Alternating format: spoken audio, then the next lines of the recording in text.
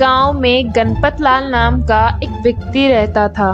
उसके परिवार में वह खुद, उसकी पत्नी शांति और उसकी बेटी अनीता, यह 3 सदस्य थे। गणपत लाल की आर्थिक स्थिति बहुत खराब थी क्योंकि वह बेरोजगार था और उसके पास करने को कोई काम धंधा नहीं था। अजी सुनते हो, दिवाली आने को है। दिवाली के खर्चे के बारे में क्या सोचा है आपने? पड़ोसियों के घर में देखी कैसी धूमधाम है। बाबूजी, मुझे भी इस दिवाली नए कपड़े और एक नई साइकिल चाहिए। आप मुझे दिलाओगे ना नई साइकिल और नए कपड़े?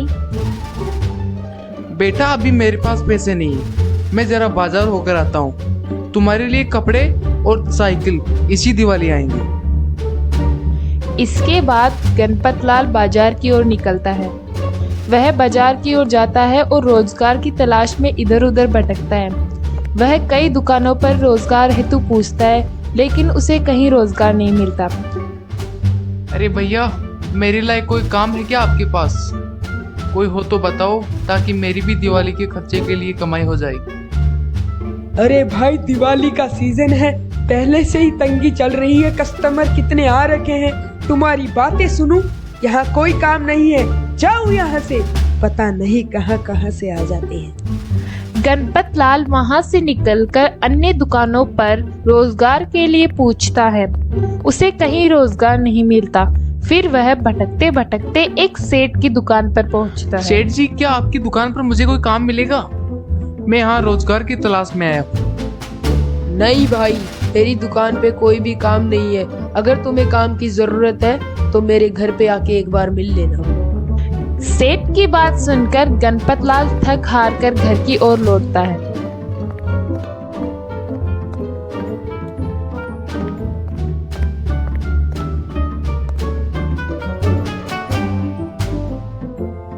आ गए आप? फिर क्या हुआ? किसी के यहाँ नौकरी मिली या नहीं? हाँ, किसी सेठ के यहाँ बात तो की है मैंने।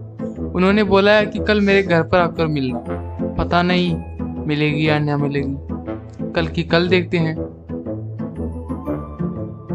अगले दिन गणपत लाल सुबह जल्दी उठकर सेठ के घर की ओर जाता है। सेठ के घर पर पहुंचकर वह कुछ देर इंतजार करता है।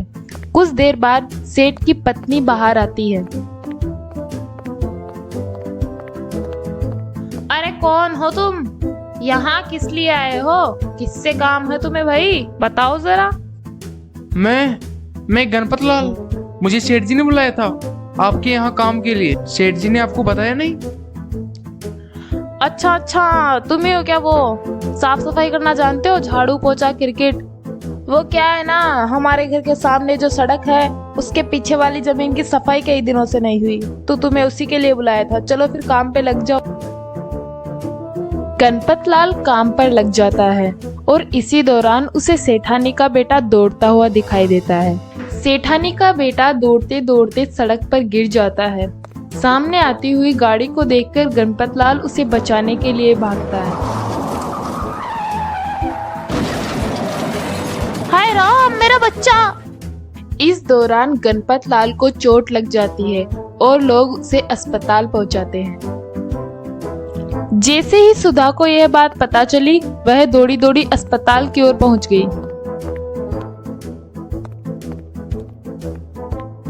क्या हुआ मेरे पति को? ज्यादा चोट तो नहीं लगी उन्हें? ज्यादा चोट नहीं लगी है, ये थोड़ा सा चोट है, कुछ ही दिनों में ठीक हो जाएगा। ये तो गणपत लाल जी थे जिन्होंने हमारे बेटे की जान बचाई। हम इनके बहुत एहसानमंद रहेंगे, वरना हमने तो आज हमारा बेटा खो ही दिया था। सेठ को यह बात पता चली तो उसने गणपत लाल को 20,000 रुपए दिए और गणपत लाल ने अपनी दिवाली खुशी खुशी बनाई। ऐसी ही और मजेदार कहानियाँ देखने के लिए इस सब्सक्राइब बटन को दबा दीजिए।